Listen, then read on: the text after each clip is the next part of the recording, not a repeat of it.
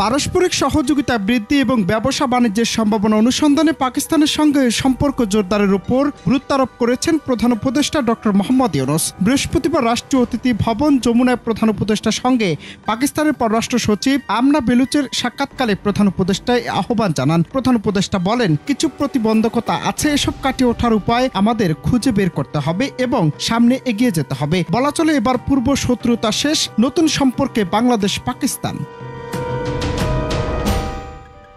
অন্যদিকে ৭১ বাংলাদেশের বিরুদ্ধে পাকিস্তানের সশস্ত্র বাহিনীর গণহত্যার অভিযোগে দেশটির কাছে আনুষ্ঠানিকভাবে ক্ষমা চাওয়া সহ অমীমাংসিত ৩টি বিষয় সুরাহা চেয়েছে ঢাকা। দুই দেশের সম্পর্কের মজবুত ভিত্তির স্বার্থে অমীমাংসিত বিষয়গুলো সুরাহা হওয়া জরুরি। আজ বৃহস্পতিবার ঢাকায় অনুষ্ঠিত দুই দেশের পররাষ্ট্র সচিব পর্যায়ের বৈঠক শেষে বাংলাদেশ এ বিষয়ে জোর দিয়েছে, আর পাকিস্তান এই বিষয়গুলো সুরাহার জন্য আলোচনা সদিচ্ছা ব্যক্ত করেছে। তাহলে প্রশ্ন থেকেই যায়, তাহলে কি রাষ্ট্রীয়ভাবে বাংলাদেশের কাছে ক্ষমা চাইবে পাকিস্তান?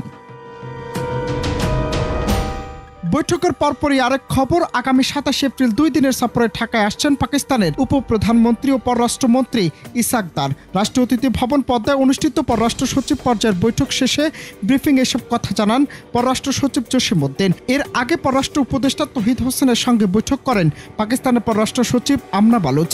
এ বিষয়ে পররাষ্ট্র সচিব বলেন, বৈঠকে পাকিস্তানের পররাষ্ট্রমন্ত্রী সফর নিয়ে আলোচনা হয়েছে। সফরের তারিখ চূড়ান্ত হয়েছে, তিনি ২৭-২৮ এপ্রিল ঢাকা সফর করবেন।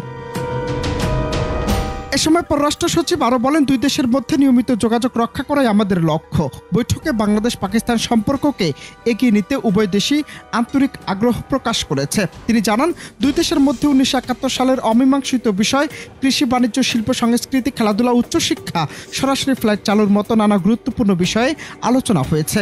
পররাষ্ট্র সচিব বলেন, এখনই বাংলাদেশ পাকিস্তান সম্পর্ক উন্নয়নের জন্য অমীমাংসিত বিষয়গুলো সমাধানের উপযুক্ত সময়। খুব শীঘ্রই দুই দেশের মধ্যে সরাসরি বিমান চলাচল শুরু করবে। অনন্ত হাসান মাসুদ, বাংলা টিভি।